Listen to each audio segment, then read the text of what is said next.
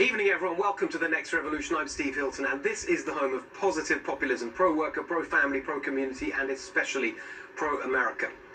On Friday last week, the CDC put out a statement highlighting what it characterizes as a troubling rise in teenagers being hospitalized for COVID-19. Here's the front page of their COVID tracker. Trending, teens, it blared. Quote, a recent CDC study found COVID-19 associated hospitalization rates among adolescents ages 12 to 17 years increased during March and April, following declines in January and February 2021. This alarmist message was, of course, then parroted by the media.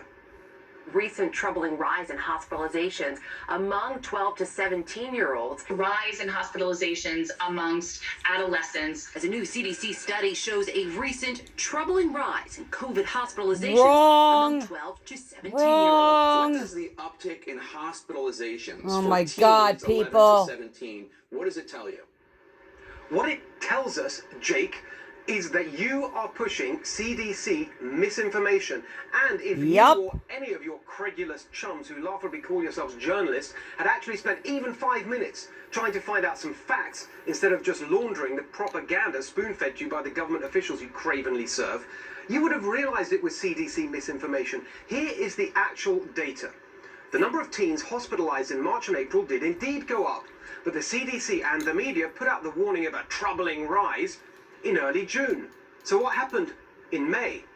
Oh look, it fell. In fact, it fell back to the level it was at the end of February. They knew the rate had fallen, even as they were trying to terrify parents about a troubling rise. And, by the way, how many teens were actually involved in this troubling rise? The CDC announcement was based on what they call a surveillance system covering around 10% of the population. Their survey found 204 teens hospitalized between January the 1st and March the 31st. 204 over a period of 90 days. That is an average of 2.2 per day. They say their survey is 10% of the population, so let's multiply by 10.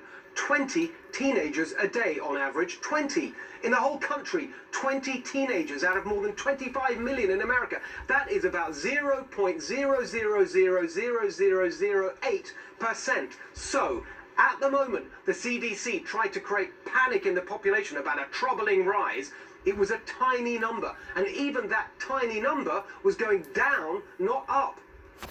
Why did the CDC do this? Why did the media collaborate? They want you to vaccinate your Because kids. it's just the latest example of elite experts like CDC Director Rochelle Walensky and her minions knowingly, deliberately pushing misinformation about the pandemic, recklessly riling up Americans, and in this case, cynically exploiting the fears of parents. Instead of trusting us with the truth, they treat us like fools, incapable of making responsible decisions. And then they wonder why public health experts have fallen into public contempt. If they don't trust us, why on earth should we trust them? They wanted to save masks for doctors and nurses, but instead of just telling us that, they said masks were no protection and we didn't need them. Then they instructed us to wear them at practically every waking moment. Now we know they never thought masks worked at all. They told us to stay 6 feet apart, then change it to 3 for no apparent reason, and now admit the whole thing was pointless anyway because the virus is spread by aerosols, not droplets, so social distancing is a waste of time and what really matters is ventilation. But we knew all that over a year ago. Think of the jobs and businesses that could have been saved. They don't care. It's not their jobs. It's not their businesses. They told us we had to shut everything down, even though the vast majority of people, even if they got the virus, had mild or zero symptoms. Some of us said it right from the start. Protect the vulnerable. But no, their dogmatic insistence on total lockdown, an old playbook for a different disease, meant more lives lost. Instead of protecting the vulnerable, they allowed them to die.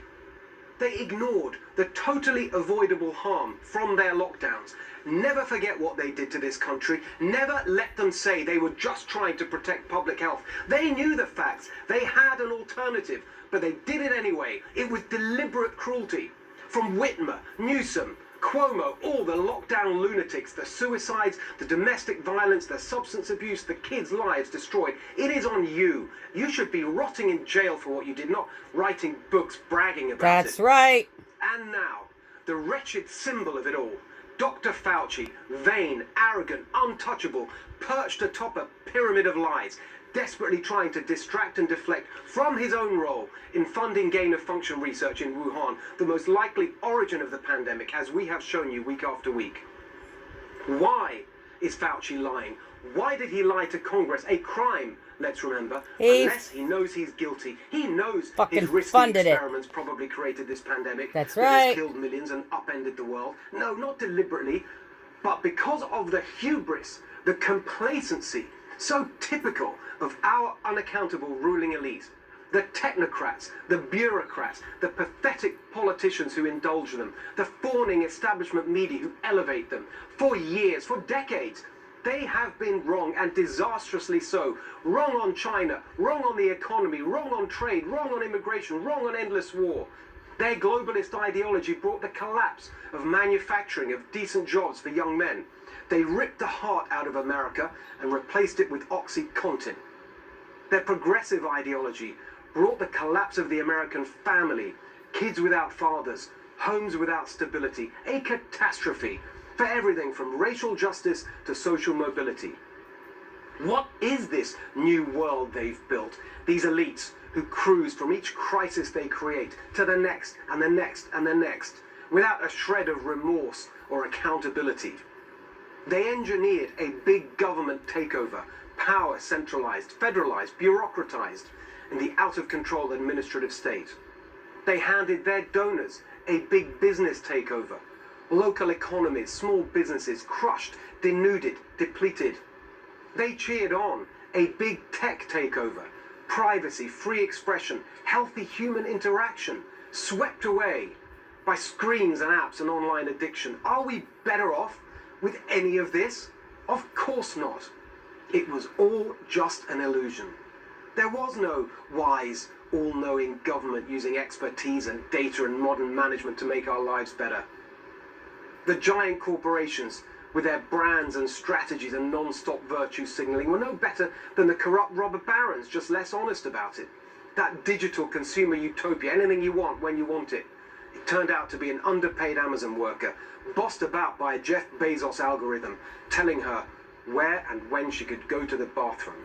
On and on it goes, elitist madness that no normal person ever asked for, let alone voted for, shoved down our throats. Critical race theory in our kids' schools, wokeism in corporate America, micromanaging our lives to match their obsessions. Look how they sneer at people who live in the countryside and love nature and work hard every day to protect it, while they glide past the homeless in their dirty, polluted, Democrat-run cities, smugly enclosed in the sanctimonious bubble of their electric cars, whose supply chain devastates natural habitats and indigenous communities around the world. We are sick of you, all of you, highly educated idiots with endless credentials but no common sense. This pandemic, created and then mismanaged by the very scientists that were put on a pedestal, must surely destroy any faith, any trust in the experts, the bureaucrats, the technocrats, the politicians and the media who blindly empowered them. This is surely the death of elitism, the downfall of our corrupt, clueless establishment, and the ultimate vindication of populism. It is time for the people to take back power, time to make the world more human. That is the next revolution we need. Tell us what you think. Follow us at Steve Hilton X and at NextRevFNC, and share this message when we post it. Okay, people, you heard it. Come on. It's time to take back our country. This is bullshit that's going on. I don't know how many times I can say I told you so, but I told you so.